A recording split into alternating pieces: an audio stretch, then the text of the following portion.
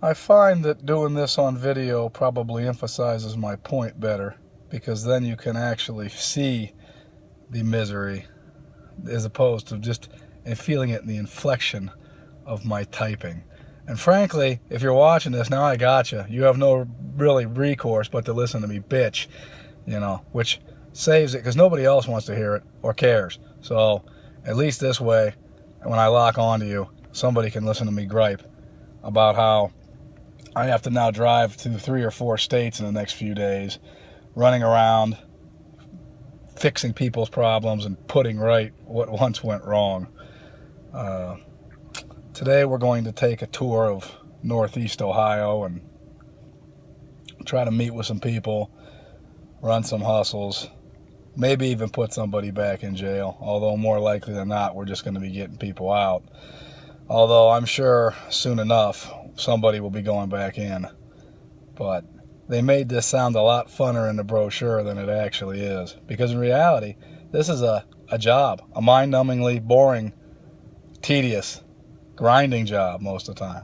The dog made a very good trick with a very effective editing of making this look like a non-stop bundle of smashing crack pipes and door-kicking prayer circles. But in reality, shockingly, it is an actual job, and about 85% of the time, not a fun one. That's why it is not a hobby, but a career.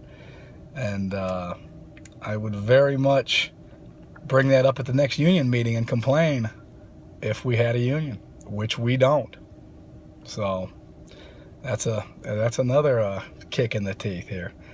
Definitely false advertising, sucking people into the business of surety bail.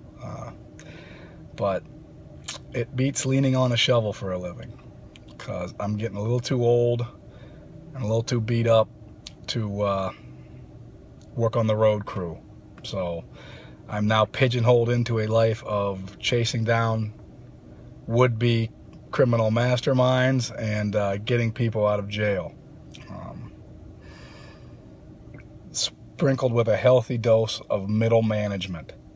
So I invite you all along on my journey of misery, and yeah, you're gonna listen to me gripe and complain, because frankly I have no one else to complain to. Nobody will have me, and if I go and bitch up to the people at my office, they just ignore me. So hopefully I get them on this too. So if you're listening to this, get back to work, because chances are you're probably either cruising YouTube or setting off the alarm in my office because you couldn't put the code in which case the police are now going to come and crack me over the head with a stick because I'm wasting their valuable time and resources, and I would prefer that. So what are you doing on Facebook anyway? Because I know somebody somewhere that should be working on my dime is watching this, and very clearly they need to get back to either watching the house they were watching or getting somebody out of jail, because